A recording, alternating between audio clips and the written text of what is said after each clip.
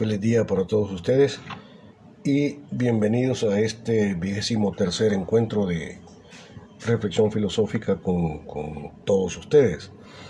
Antes de entrar en materia, quisiera recordarles que la próxima semana es semana de exámenes y vamos a enfrentar nuestro tercer examen parcial, ¿verdad? Como ya hemos establecido una mecánica, el día lunes entra parcial el grupo teórico 01, ¿sí? El día miércoles va el grupo teórico 03 y el día jueves va el grupo teórico 02.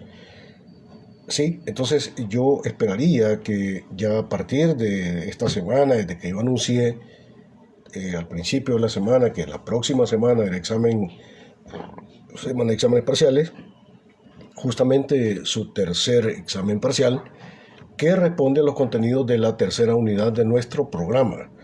Así que, por favor, prepárense, ¿sí?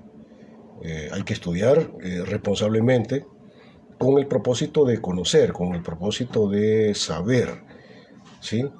Y por lógica, pues el que estudia, el que sabe, el que conoce, el que se esfuerza, el que logra desarrollar, digamos, un método de estudio, pues tiene un resultado positivo y lo más probable es que va a aprobar su curso. Ya a estas alturas, luego de haber pasado su primer examen parcial, luego de haber enfrentado ya su segundo examen parcial, por lo menos ya debe saber más o menos el tipo de preguntas que se pregunta, etcétera, etcétera, y cuál es la mecánica, ¿verdad?, de los parciales. Así que acumule ese conocimiento y enfrente su tercer examen parcial de la mejor manera posible y en una forma ética, es decir, en una forma honrada de cara a la justicia. Así que un recordatorio, por favor. Antes de entrar al tema del día de hoy, que es la última temática que veríamos antes de entrar al parcial de la próxima semana, el tema es ética y libertad. Pero quiero dejar como muy en claro el concepto de ética, ¿verdad? Que ya lo establecimos en la semana anterior, ¿verdad? Y al respecto de lo que es el concepto de ética, la idea de lo que es ética, quiero decir lo siguiente, antes de entrar al tema ética y libertad. Ética tiene que ser, de manera primaria, el modo de ser del hombre que humaniza, porque su acción es un ajustamiento justo al carácter de realidad de las cosas. Por tanto, no puede proponerse un concepto normativo de la ética. La ética no es un conjunto de normas. La ética no es un decálogo. La ética no es un código de moralidad. Eso no es ética, ¿sí? Los códigos, las dimensiones normativas, los conjuntos de normas son un esfuerzo de tratar de objetivar, de tratar de realizar la idea de lo que la ética es. Pero este esfuerzo por objetivar, por concretar, por realizar en la historia, en el ordenamiento social en el cual viven y hay que decir también padecen los sujetos, ese esfuerzo puede ser un esfuerzo válido, exitoso, o igualmente puede ser fallido, equívoco, totalmente errado. ¿De acuerdo? Justamente por eso es que la moral tiene que justificarse ante el tribunal de la ética, ¿sí? Entonces, la ética habrá de ser la reflexión sistemática sobre el modo de ser y de hacer del hombre, social e históricamente condicionado, que orienta su praxis hacia el logro del bien, siempre prefiriendo aquellas opciones justas y honestas que puedan justificarse frente al tribunal de la razón y el carácter de realidad de las cosas, ¿sí? Y justamente por eso es que digo yo que la moral tiene que responder ante el tribunal de la ética. ¿Sí? Entonces, la ética no es un conjunto de normas, no puede ser un código, y por eso están absolutamente equivocados aquellos que creen que tienen un código, por ejemplo, los contadores que dicen que tienen un código de ética. No, señores, están realmente perdidos, más perdidos que un perro en misa. No puede haber un código de ética. O sea, es un contrasentido, ¿de acuerdo? ¿Sí? O sea, la moral, los diferentes códigos, normas, socialmente establecidas, por el sistema de dominación, a través de sus aparatos ideológicos, a través del Estado, que es el que determina así se hacen las cosas, en el nivel científico y en el nivel técnico, pero no solamente se queda en el así se hacen las cosas, ¿sí? Desde la lógica de la ciencia, sino que da un paso más y además de que te plantea así se hacen las cosas, te plantea así se deben hacer las cosas. Abre el campo del deber ser. Y cuando te establece así se deben hacer las cosas, está tocando la dimensión normativa, la dimensión de obligatoriedad, ¿sí? De supuestos valores trascendentales del sistema. ¿De acuerdo? Pero es exactamente el sistema mismo el que quiere hacerse de un mundo, quiere hacerse de los sujetos una serie de personas a su imagen y semejanza. Y entonces cuando el sistema te establece el deber ser, cuando el sistema te establece el así se deben hacer las cosas, cuando el sistema te propone sus normas, sus códigos de moralidad, lo que anda buscando es conformarse, ¿sí?, a unos sujetos que dejan de ser sujetos para pasar a ser objetos a imagen que son, siendo y existiendo, ¿sí?, desde y para el sistema, en un permanente estado de alienación. Y entonces es ahí donde el sistema te establece el deber ser, el así se deben hacer las cosas a través de los códigos de moral que ellos implementan. ¿Sí? De tal manera que no haya contradicción entre la praxis de los sujetos y la lógica y los antivalores, ¿sí?, y los propósitos del sistema. Entonces el sistema desarrolla códigos de moralidad tratando de bajar los niveles de contradicción entre los sujetos y el ordenamiento social establecido como sistema. Y por eso es que la ética como tal, ¿sí?, no puede ser domada, no puede ser subordinada a un código. No puede ser un código. El código es una cosa material, una cosa social e históricamente condicionada. En cambio, la ética es más bien del orden del espíritu, del orden del pensamiento, ¿sí?, del orden de la reflexión del hombre como animal inteligente, o como decía Aristóteles, del hombre como animal racional. Es el ejercicio libre de la razón que te lanza a un deber ser, de un deber ser que es justamente deber ser porque no es. Ahora vamos a entrar en la temática, la última temática de esta tercera unidad, que es el tema de ética y libertad. Y lo primero que vamos a hacer para abordar la temática de, ¿sí?, ética y libertad es citar unas palabras, una pequeña reflexión de Karl Marx, ¿sí?, en el siglo XIX, y que lanza una idea bastante interesante de considerar.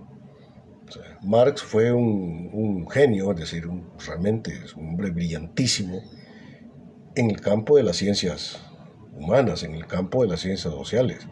De la misma manera que Einstein puede haber sido considerado un genio a nivel de la física, O sea, Einstein, Marx era como la especie de Einstein en el orden de la vida sociohistórica, de la vida humana, de la vida social. Entonces, no se puede tener una visión científica de la realidad social sin conocer el marxismo, pero el marxismo de Marx, ¿sí? No lo que dicen que dijo Marx, sino hay que enfrentar directamente lo que Marx dice, él, ¿sí? Entonces, ¿qué dice Marx?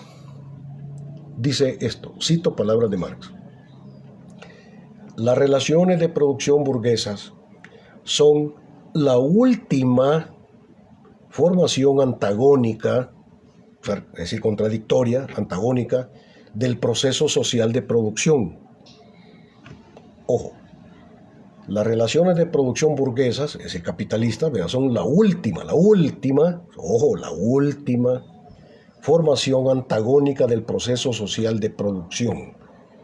O sea, lo que está diciendo Marx es que el capitalismo es como la última, después de esa ya no hay más, es la última organización social de la producción que es necesariamente contradictoria, porque por supuesto es contradictoria entre los intereses de las dos clases fundamentales, los intereses estratégicos de la clase capitalista y los intereses estratégicos de la clase trabajadora. Y entonces va a aclarar Marx en este punto de lo que él está hablando. Continúo con la cita de Marx. Antagonismo, ¿sí?, no en el sentido de un antagonismo individual, no en el sentido de un pleito interpersonal como sujetos, ¿sí?, sino un antagonismo, es decir, un conflicto que proviene de las condiciones materiales de la vida, es decir, de un antagonismo transindividual, es decir, de un antagonismo generado, desarrollado, promovido, no por Juan como sujeto, sino por el sistema socioeconómico en el que vive y padece Juan como trabajador asalariado. Por tanto, se trata de un antagonismo que proviene no de la persona, sino proviene del sistema. ¿Ves? Entonces, lo que está diciendo Marx es que el sistema capitalista es la última formación antagónica del proceso social de la producción. Ahora, continúo con la cita de Marx. Dice Marx, pero las fuerzas productivas que se desarrollan en el seno de la sociedad burguesa brindan al mismo tiempo las condiciones materiales para la solución de ese antagonismo. ¿De cuál antagonismo? Del antagonismo que proviene del ordenamiento social capitalista, ¿sí?, por la misma funcionalidad y por el sentido y por aquellos propósitos a los cuales responde el ordenamiento social capitalista. Acordate siempre de cuáles son las leyes fundamentales del sistema capitalista. 1. Concentración y centralización de la riqueza. O sea, hay que entender entonces, por favor, o sea que yo prefiero que se te olvide cómo llegar a tu casa, pero que no se te olvide esto. La primera ley del sistema capitalista como sistema es la concentración y la centralización de la riqueza. Significa que mientras haya capitalismo, bajo el modo que sea, como se quiera maquillar, como se te quiera presentar, la misma mica solo que revolcada, pero mientras haya capitalismo, siempre va a haber concentración y centralización de la riqueza. ¿En manos de quién? Pues en manos de la clase dominante, en manos de la clase capitalista. Entonces, si eso es así como una ley social del sistema capitalista, entonces ello significa, señor, que el capitalismo como sistema, o en el capitalismo como sistema, no puede haber democratización del capital, no puede haber democratización de la riqueza. Y entonces significa de que no hay manera de humanizar el sistema. No importa los bonitos propósitos que tenga el señor Armando Bukele Ortiz, ¿no? Se puede tener como persona, pues una muy buena persona, que sueña con mejorar su país, pudiera ser, pero no lo puede hacer, porque el sistema capitalista como sistema no le va a permitir hacerlo. ¿Sí? Siempre el sistema va a funcionar para concentrar y centralizar la riqueza. Dentro del capitalismo no se puede democratizar la riqueza. No importa cuántas migajas te tiren para acallar tu conciencia y para que sigas votando por ellos. No importa. Allá vos ya caíste en la trampa.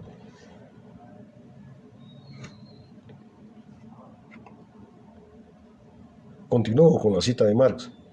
Pero las fuerzas productivas que se desarrollan en el seno de la sociedad burguesa brindan al mismo tiempo las condiciones materiales para la solución del antagonismo. ¿Sí? Claro, las posibilidades posibilitantes para que el ser humano pueda optar realmente entre opciones reales, las posibilidades posibilitantes se constituyen dentro de la misma lógica del capital. Es decir, es dentro de la misma lógica del capital que se generan las condiciones de posibilidad para poder realizar la negación de las negatividades del sistema.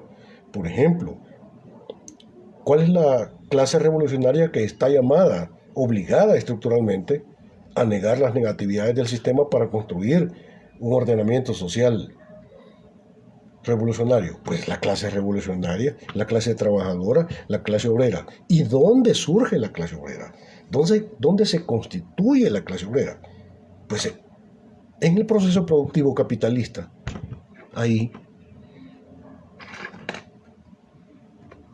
¿Ves? Ahí. Entonces, la misma funcionalidad del sistema está generando las condiciones de posibilidad para poder negar las negatividades del sistema y construir una sociedad superior, en donde ya no hayan clases sociales, en donde ese antagonismo que dice Marx, que proviene de las condiciones materiales de la vida, que proviene del sistema, pueda ser superado, donde ya no haya antagonismo social.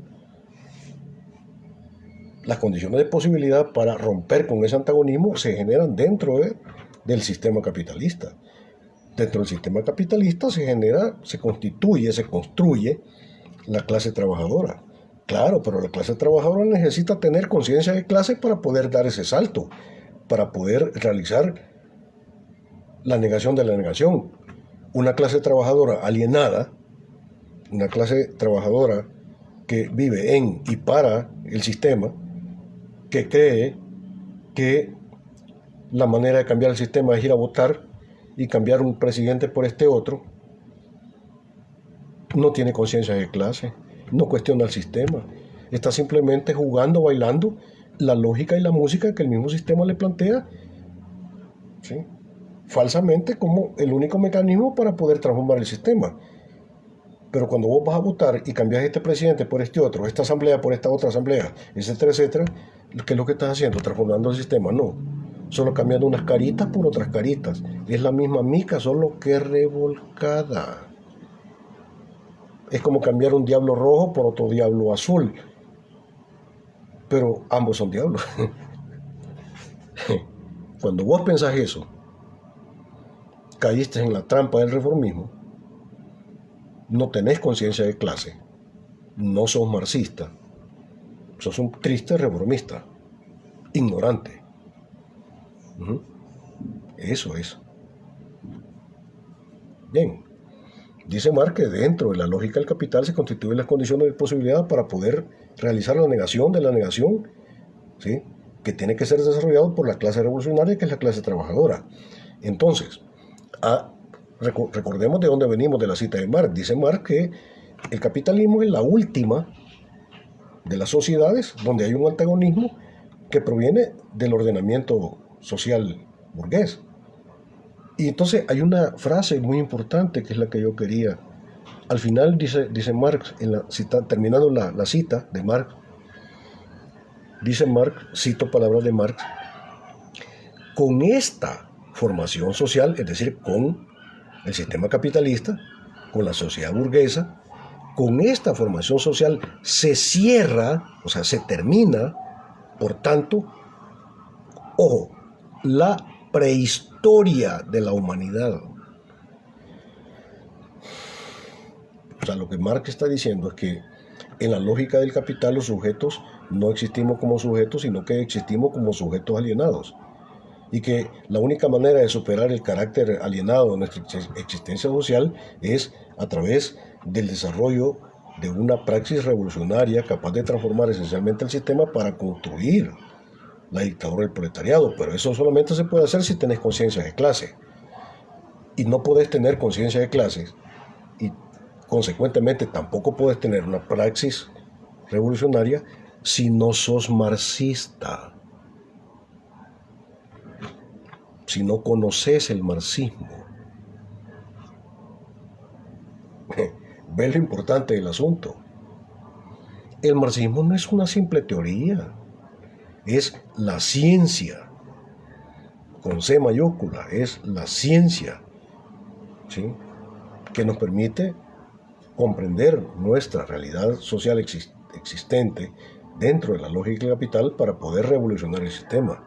Si no sos marxista, sos un pobre ser alienado y sometido a la lógica del sistema, ya sea que te des cuenta o que no te des cuenta, no importa, ya sea que te guste o que no te guste, eso es irrelevante.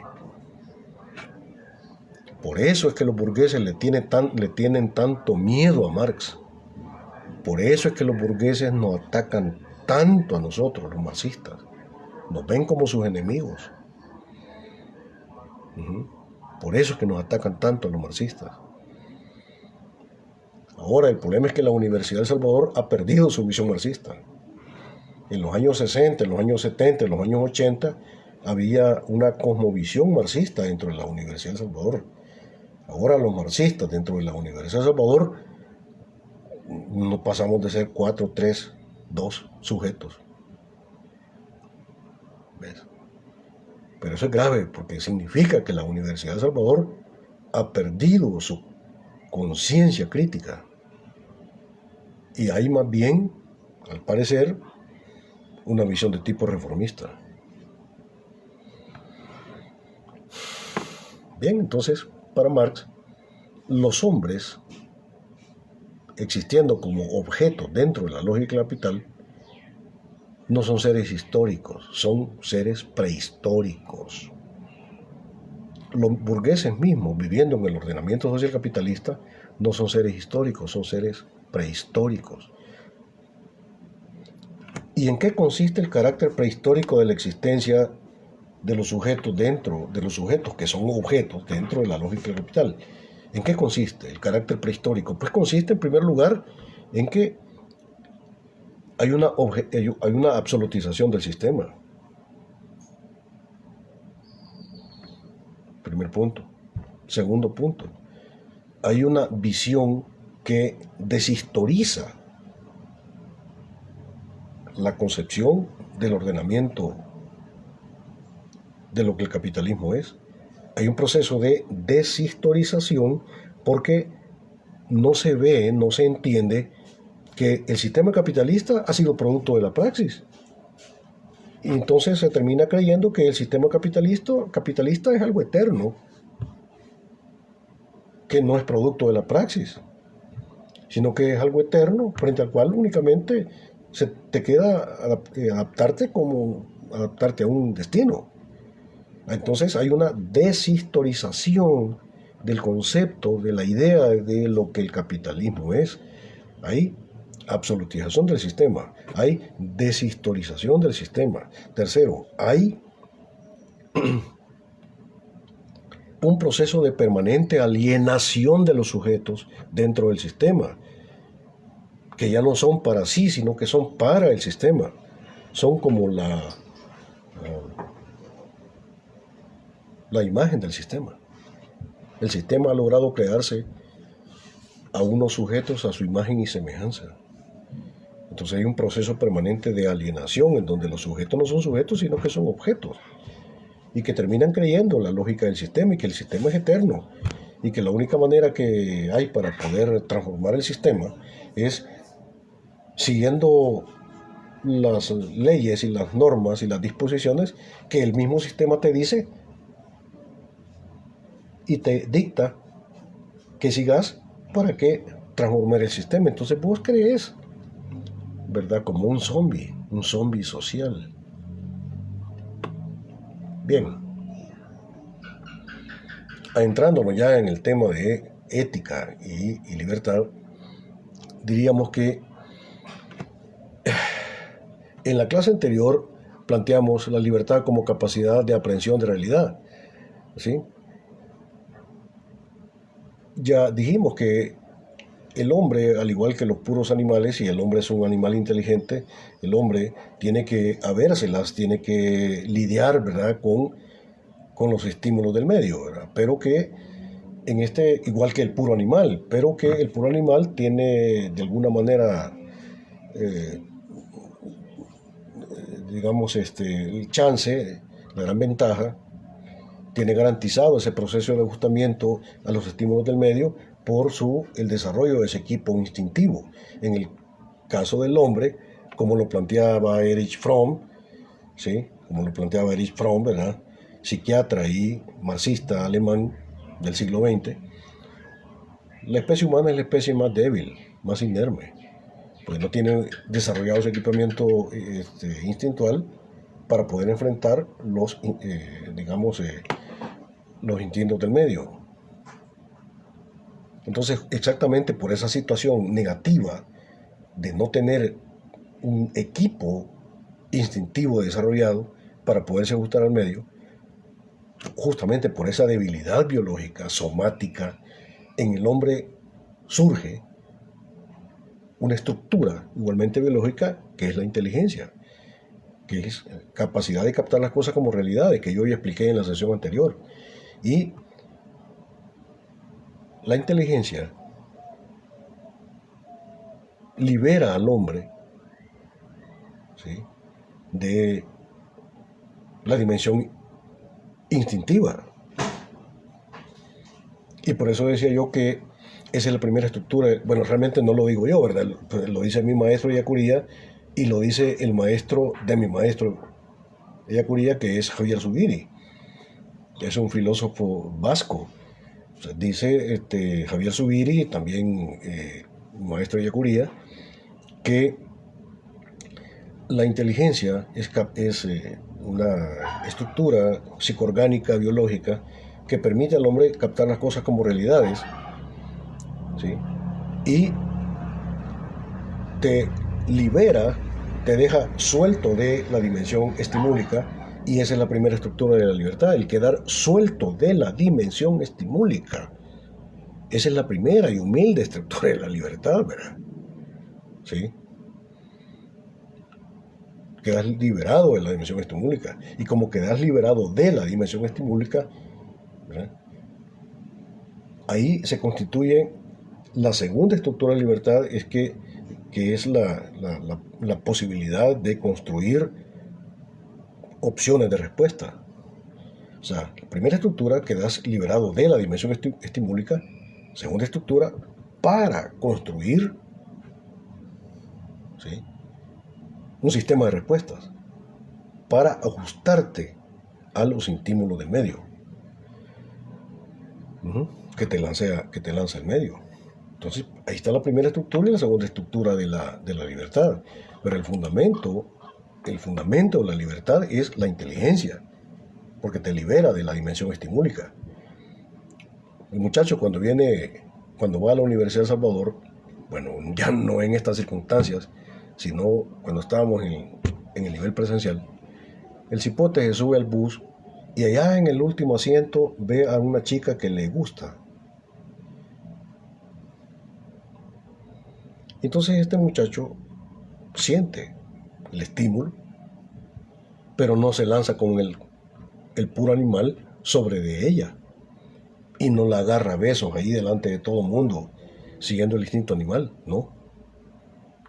¿Ves? Por la inteligencia, el animal inteligente queda libre de la dimensión estimúlica y lo que hace el pobre cipote es comenzar a construir un elenco de respuestas y comienza a pensar qué va a hacer, cómo va a hacer, en qué momento lo va a hacer.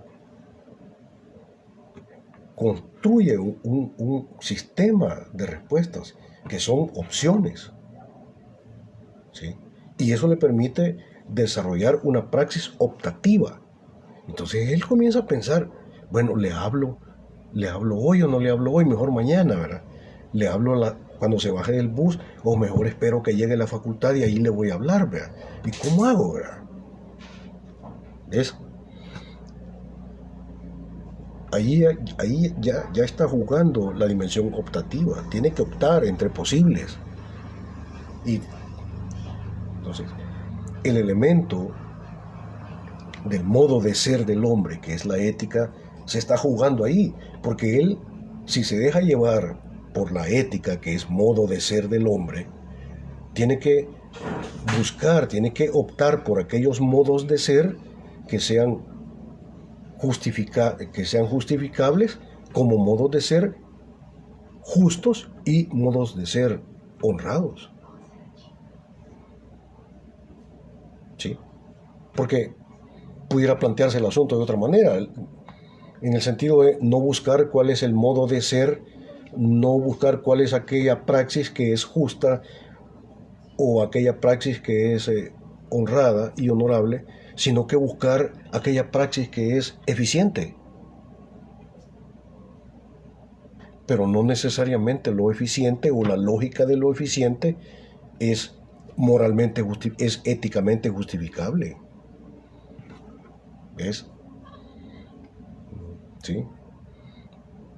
Entonces, en esos actos, te estoy poniendo un ejemplo bien sencillo del cipote que sube al bus, se enamora de la chica que vaya al final y no actúa porque está liberado de la dimensión estimúlica de los instintos, no actúa de esa forma, sino que comienza a construir un sistema de respuestas. ¿Qué va a hacer? O sea, si las chicas supieran lo que nos cuesta estar coqueando, ¿cómo? ¿Qué le vas a decir? ¿Cómo se lo vas a decir? ¿Dónde se lo vas a decir? O sea, es realmente... Entonces, estamos construyendo un sistema de respuestas frente a las cuales tenemos que optar. Y no podemos no optar, porque aún la opción de no hacer nada, o sea, mejor la dejas y no le hablas, es una opción. La opción de no hablarle nunca, ya sea por temor a que te va a decir que no, etcétera, etcétera, es una forma de opción. Siempre estás optando. No podés no optar. Recordá lo que decía el filósofo Juan Pablo Sartre: el hombre es un ser condenado a la libertad. Y el fundamento de la libertad para Sartre es opción, es el optar humano, el tener que optar. No podés no optar. Si es el fundamento de la libertad, lo que Sartre está diciendo es que la libertad no es algo que no tenés y como no tenés vas a ir a buscar, ¿verdad?, para poder tenerlo. No, la libertad es algo que ya tenés, estás jodido, no puedes no tenerla. Porque el fundamento de la libertad es la forzosidad de optar. ¿Sí? Y el fundamento de la libertad es exactamente eso, el optar. Pero hay que recordar algo muy importante. El fundamento de esa forzosidad optativa es la inteligencia. La inteligencia es la que te libera de la dimensión estimúlica y te obliga a construir un sistema de respuestas frente a las cuales tenés que desarrollar una práctica optativa. ¿Cuál de todas esas posibles respuestas vas a poner en práctica? ¿Cuál de ese elenco de respuestas vas a llevar a la praxis? Y entonces entra la ética como reflexión permanente para ver si el modo de ser del hombre es un modo de ser justo y honrado y de acuerdo a principios trascendentales. Y vamos a ver si tu modo, si optas o no optas por aquel modo de ser justo y honrado, o si optas por aquel modo de ser eficiente, en el sentido que es aquello que te permite lograr de forma más rápida y directa tu propósito. Y habría que ver si tu propósito también es un propósito justo, honorable, que sigue valores trascendentales o no.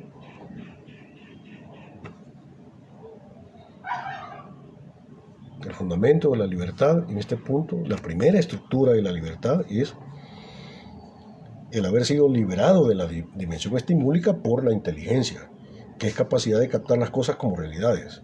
Ya no captar las cosas como estímulos, sino que como realidades, es decir, como posibilidades. Y la segunda estructura es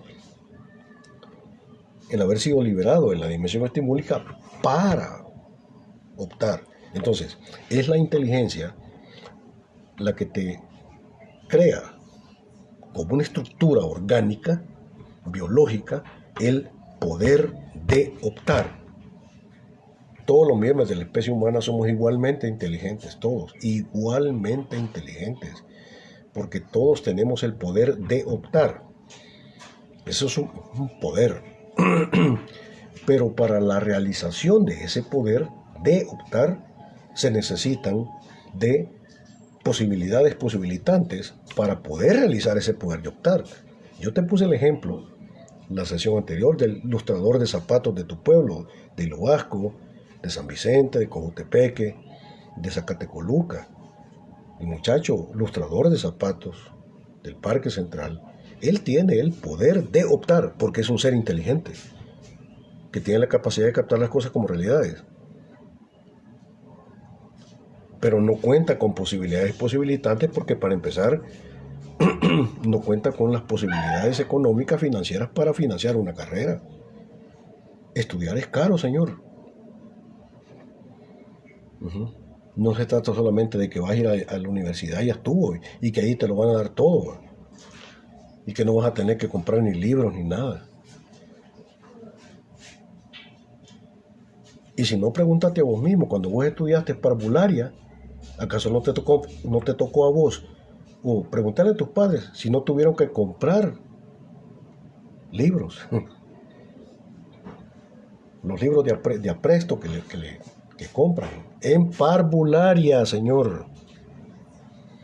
Y ahora vos que estás en nivel universitario no querés gastar en eso porque preferís comprar un iPhone de última generación y no un libro o un documento de apoyo. Es cosa de opciones. Es cosa tuya. Si vos optás por comprar un iPhone en vez de que comprar un libro que lo necesitas para los problemas de cálculo, para resolver integrales, problemas de contabilidad o problemas de filosofía, eso es opción suya. El hombre es un ser condenado a la libertad y el fundamento de la libertad es la opción. La inteligencia constituye la primera estructura de la libertad, ¿sí? Porque estás obligado a optar. Entonces tenés el poder de optar, pero no siempre tenés el poder para optar. Porque para optar necesitas posibilidades posibilitantes. Y entonces en todo esto juega la libertad, como ya vamos a ver. Ahora, pudiéramos decir que además de las dos primeras estructuras de la libertad que yo ya planteé, voy a referirme a otras tres. Entonces voy a hablar de una tercera estructura de la libertad, ¿sí? Que es la estructura del ser humano, entendido el ser humano como un ser agente. Vamos a ver, digamos, el hombre en su calidad de agente, agente.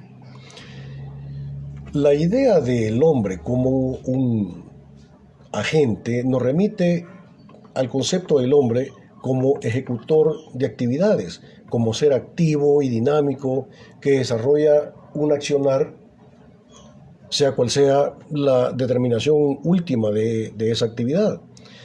Desde esta tercera estructura de la libertad, que es el hombre como agente, el hombre puede o no modificar o transformar la realidad, ¿verdad? En el claro entendido de que modificación no es lo mismo que transformación. O sea, transformar la realidad es tocar las estructuras esenciales de la realidad. Modificarla es solamente, es la misma mica, solo que revolcada, es más de lo mismo. La idea fundamental a destacar aquí es que el hombre es un ser constitutivamente activo, constitutivamente inquieto, ¿sí? La tercera estructura de la libertad es el entendimiento del hombre como agente. El hombre es constitutivamente inquieto, constitutivamente activo.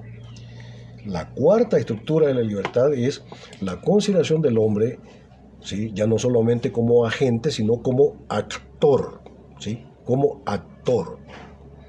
No autor, sino actor.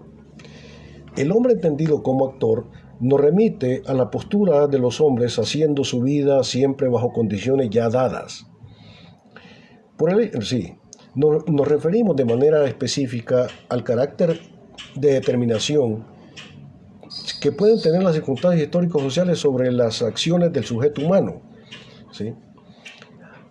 De esta manera, en tanto que agentes, nos vemos obligados a realizar actividades, pero que no implican la opción libre, ¿sí?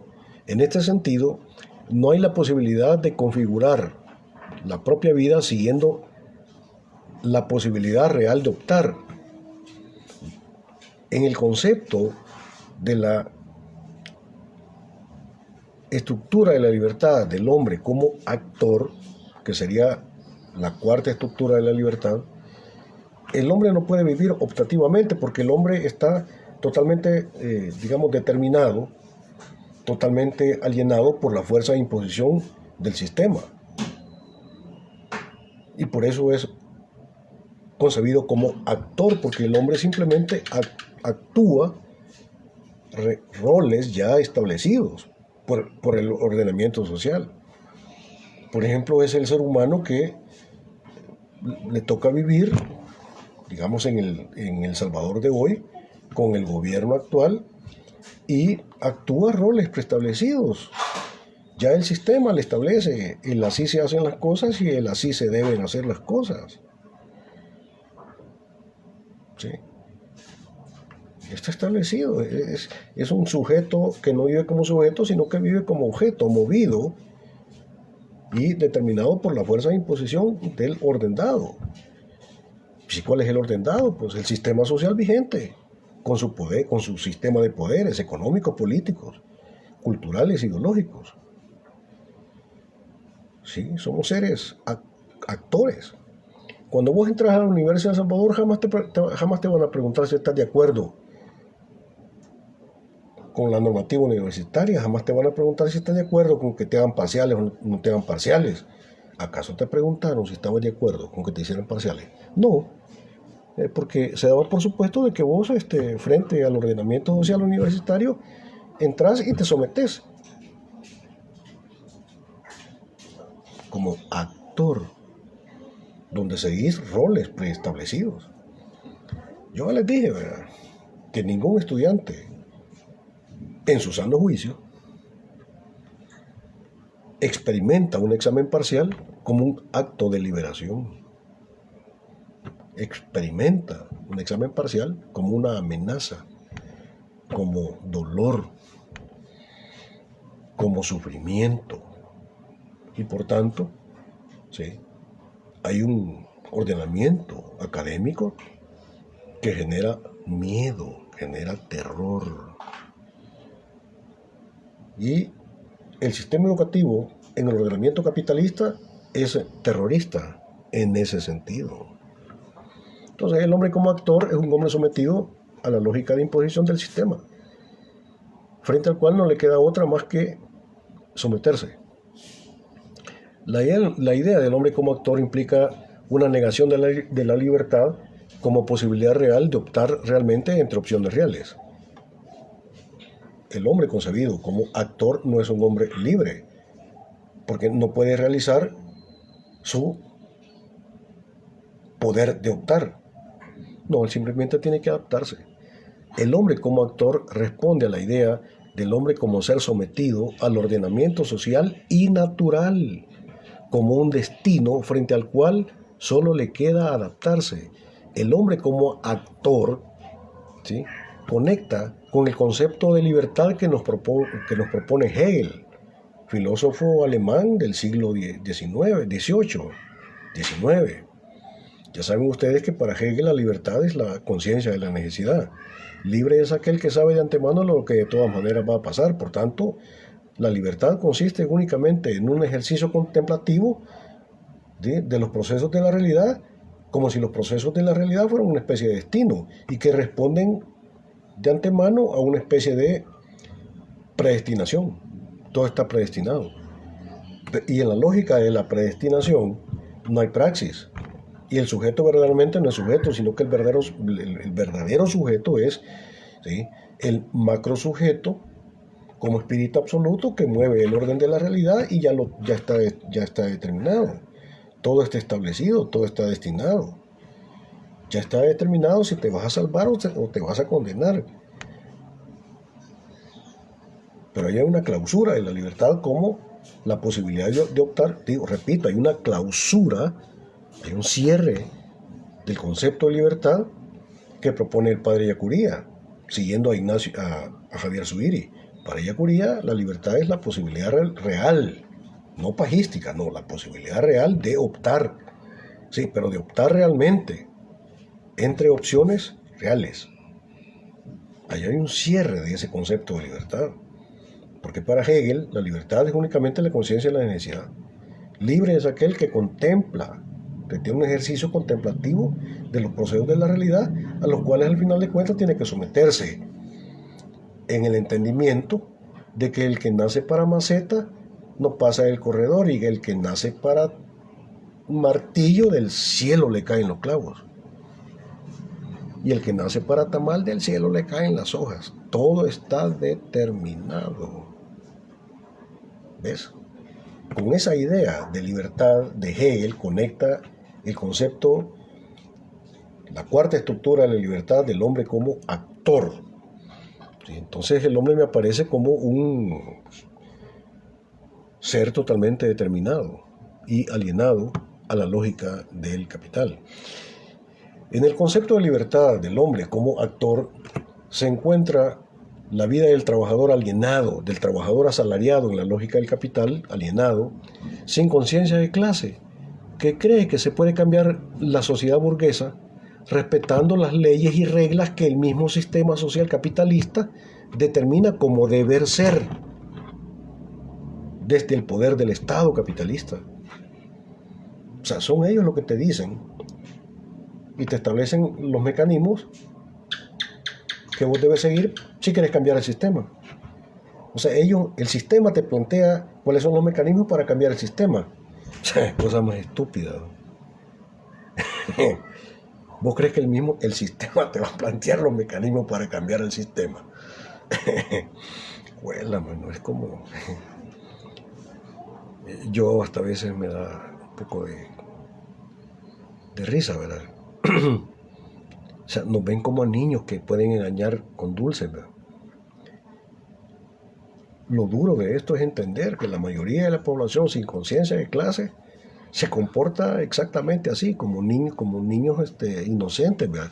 A los cuales vos podés engañar diciéndoles que ahí viene el mono, que ahí viene el mico, que por ahí está la ciguanaba, ¿verdad? O los engañás con un dulce, ¿verdad? Bueno. Y seguimos en este concepto de libertad, con esta cuarta estructura de libertad del hombre como actor, ¿sí?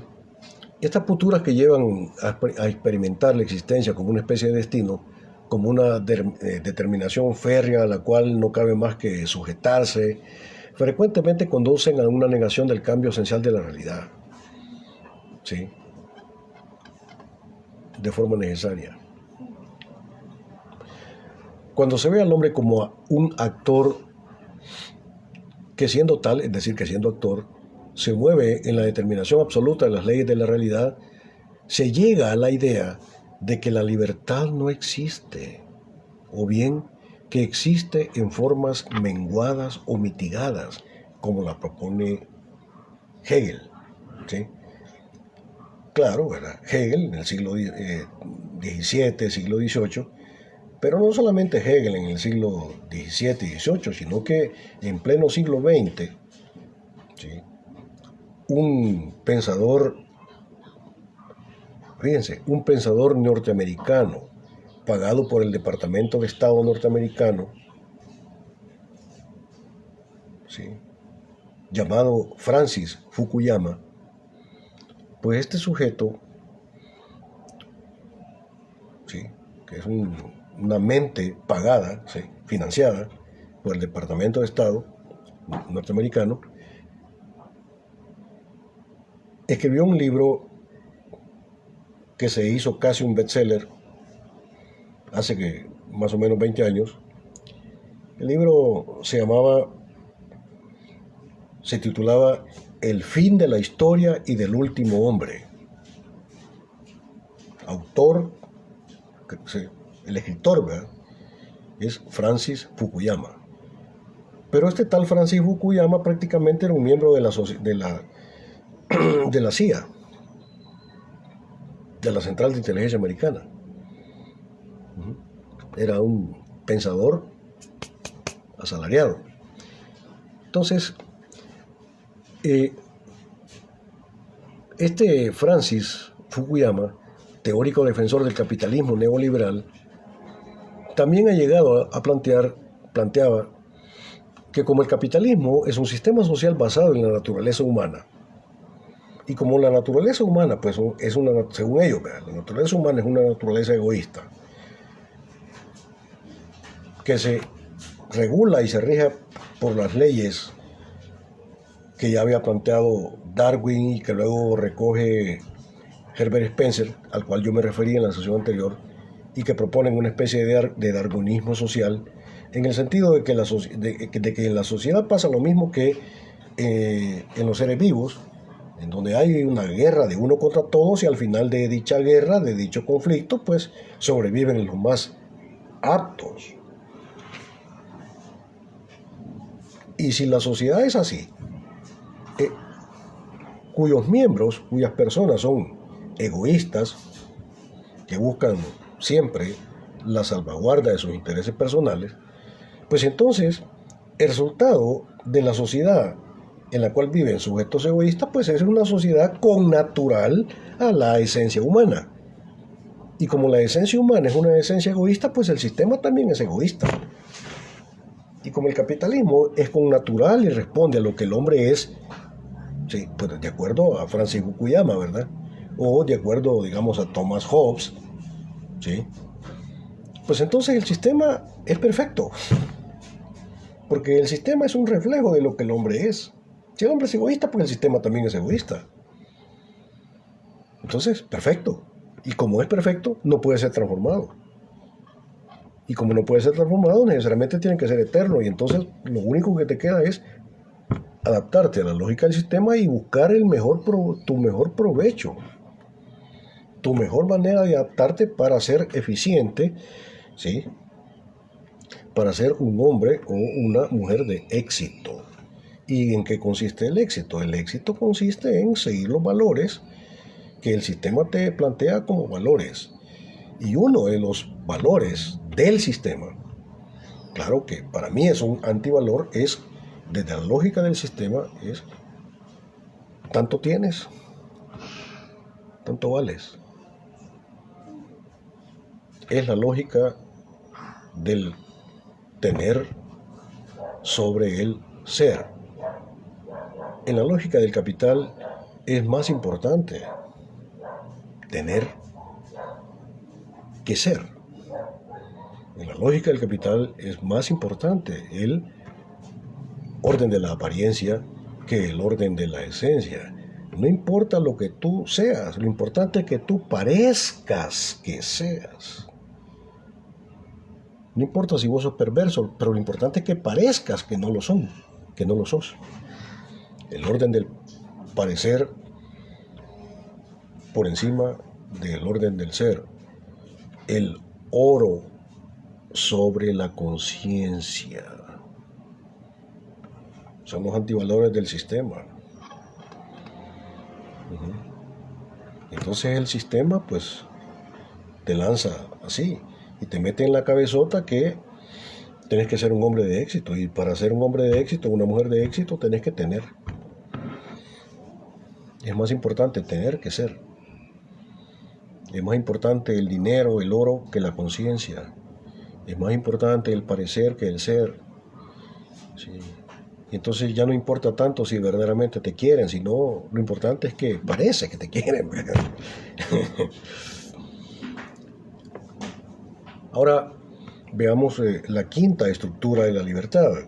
La quinta estructura de la libertad considera al hombre ya no como actor, sino como autor. La concepción del hombre como autor nos remite a la existencia de los hombres en la historia que pueden transformar conscientemente, ¿verdad?, y de forma libre el ordenamiento social. Se trata aquí de concebir la acción humana como práctica transformadora de los niveles esenciales del sistema social, de la realidad. Ya hemos dicho que el hombre tiene un poder de optar debido a la inteligencia, la cual lo obliga a decidir, a decidir entre posibles. No puede no optar. Al proyectar, lo obliga a proyectar su vida, ¿sí?, por encima de las determinaciones instintivas.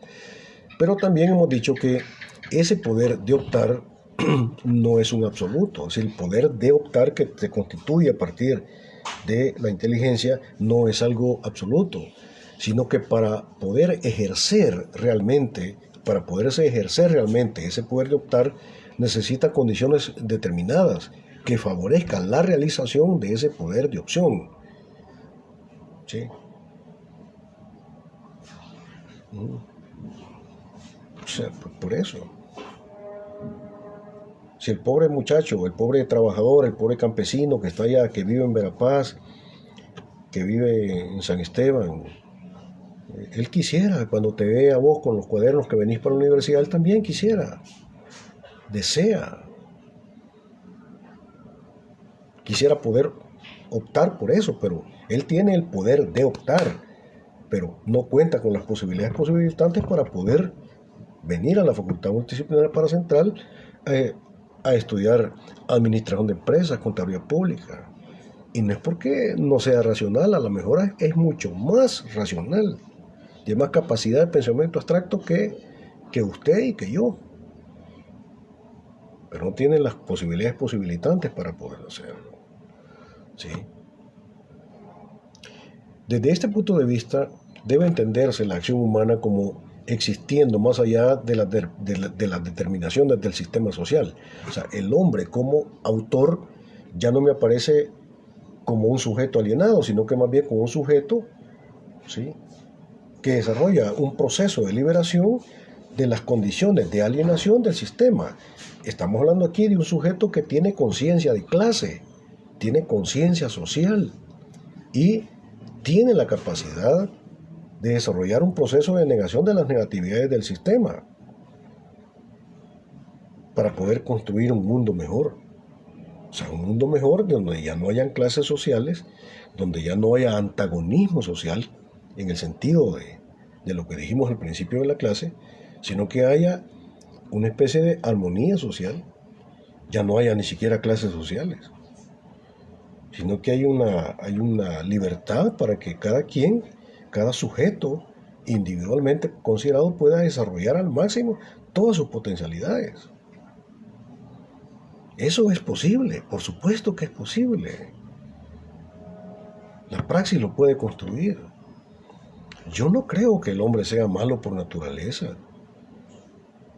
Yo no creo que la última palabra de la existencia, no creo que la última palabra del universo, no creo que la última palabra de todo esto sea el no ser. No creo que la última palabra de todo esto sea la negatividad o el dolor o el sufrimiento.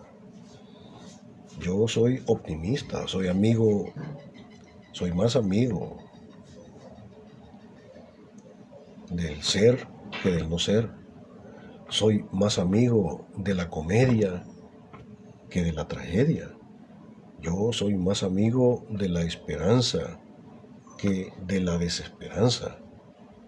Creo en el futuro. Pero no es un creer así abstracto, sino que es un creer fundamentado en todo mi conocimiento filosófico. Y todo lo que yo he logrado saber y he logrado reflexionar durante toda mi existencia. Me he convertido en un hombre optimista en ese sentido. Aún la muerte misma no es el tope, no es la frontera, la última frontera. Aún la muerte. Yo creo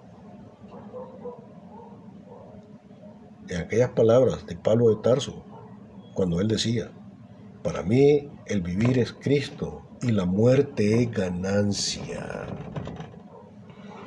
Claro, eso yo puedo decirlo desde una dimensión de fe, pero igualmente puedo fundamentarlo desde la filosofía.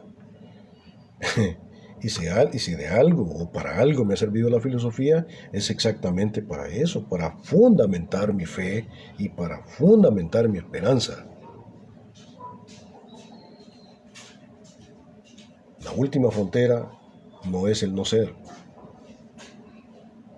La última frontera no es la muerte. La última frontera siempre es la vida.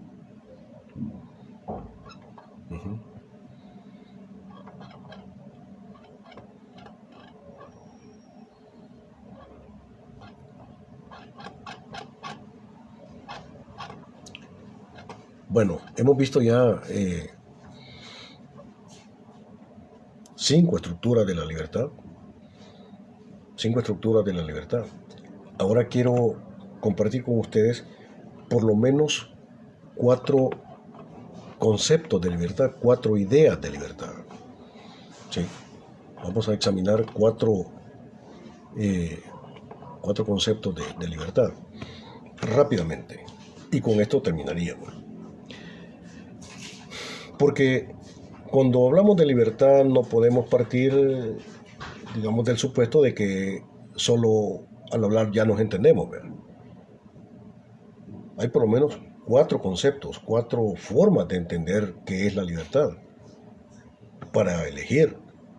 Bueno, el primer concepto nos lo proporciona, nos lo ofrece la filosofía griega de la Grecia clásica. Y para la Grecia clásica, la libertad es la ausencia de determinación. Eso es la libertad, la ausencia de determinación. Pero veamos por qué. ¿Por qué para los griegos de la Grecia clásica la libertad era exactamente eso, la ausencia de determinación? Bueno,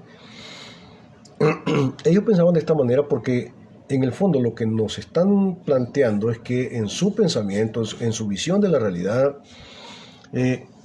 que solamente el teos o la divinidad es plenamente libre, en tanto que es infinita y en tanto que es absoluta.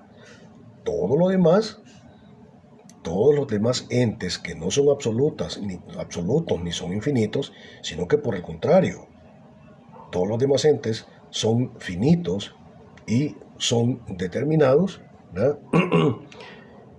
En tanto que son entes finitos y determinados, necesariamente tienen que sufrir, ¿sí?, la determinación espaciotemporal como seres finitos. Por tanto, ¿sí?, no hay libertad en el ámbito del orden de la existencia. En el orden de la existencia, que es todo aquello que está lanzado en la espaciotemporalidad, no hay libertad. Porque necesariamente tienen que sufrir la determinación. Solo el teos, solamente la divinidad, en tanto que es absoluta y en tanto que es infinita, es absolutamente libre y está fuera de toda determinación. Eso es lo que no querían decir. El segundo concepto de libertad, pues ya lo hemos dicho sobradamente, que es la propuesta de Hegel, pensador, filósofo alemán del siglo XVII, siglo XVIII. Solamente lo menciono. Para Hegel, la libertad es la conciencia de la necesidad, en el sentido de que libre es aquel que sabe de antemano lo que de todas maneras va a ocurrir. Y por tanto, ¿sí?, es el entendimiento de que toda la realidad es una realidad que está destinada, toda la realidad está predestinada y responde a una especie de macroplan preestablecido desde el origen, frente al cual no queda más que adaptarse. Y por tanto, como no puedes transformar, lo único que te queda es tener un ejercicio contemplativo con ese proceso. Y libre es aquel que entiende ese proceso. El ignorante no puede ser libre. Tercer concepto de libertad es la propuesta de Juan Pablo Sartre, filósofo francés del siglo XX, el siglo pasado, que plantea la idea de que el hombre es un ser condenado a la libertad. Porque para Sartre el fundamento de la libertad es la opción. El hombre es libre porque está obligado a optar. Y repito, el fundamento de la libertad es la opción.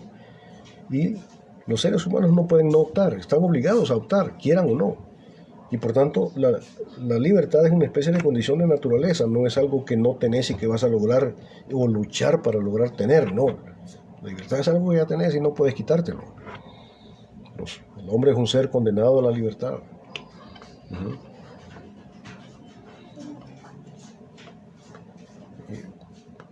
Es la propuesta de Juan Pablo Sartre. Y la cuarta propuesta de cómo entender la libertad es la propuesta que proviene de Javier Zubiri, que fue maestro de mi maestro, es decir, del padre Yacuría, asesinado por la oligarquía de este país. El padre Yacuría decía que la libertad es la posibilidad real de optar realmente entre opciones reales, ¿sí? La cual implica que el poder de opción que nos da la inteligencia para poderse realizar como poder necesita generar, construir posibilidades posibilitantes. Posible no es solamente aquello, aunque también lo es, pero no solamente aquello que es materialmente posible, o aquello que no es imposible, sino que la idea de posibilidad implica también la lógica de la posibilitación. Y la lógica de la posibilitación implica el ejercicio de la praxis libre del hombre con conciencia de clase que tiene la capacidad y la obligación ética de construir un mundo mejor a través de un proceso de negación de las negatividades del ordenamiento social que lo mantienen esclavizado como objeto, como un ser alienado, como un ser deshumanizado, ¿sí?, que vive en y para el sistema. Libre es aquel que puede construir un sistema de posibilidades en la lógica de la liberación de la clase revolucionaria, que es la clase trabajadora. Porque la clase trabajadora, la clase revolucionaria, en ese proceso de negación de las negatividades del sistema, no solamente se libera a ella como clase trabajadora, sino que además libera al opresor.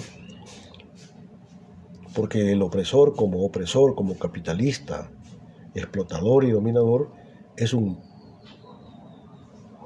monstruo. Es un monstruo. Y la lucha de la clase revolucionaria también lo libera a él de su condición de explotador, lo libera a él de su condición de opresor. Y al liberarlo a él de su condición de explotador, de dominador, de deshumanizador, lo convierte a él también en un ser humano libre para compartir un mundo mejor.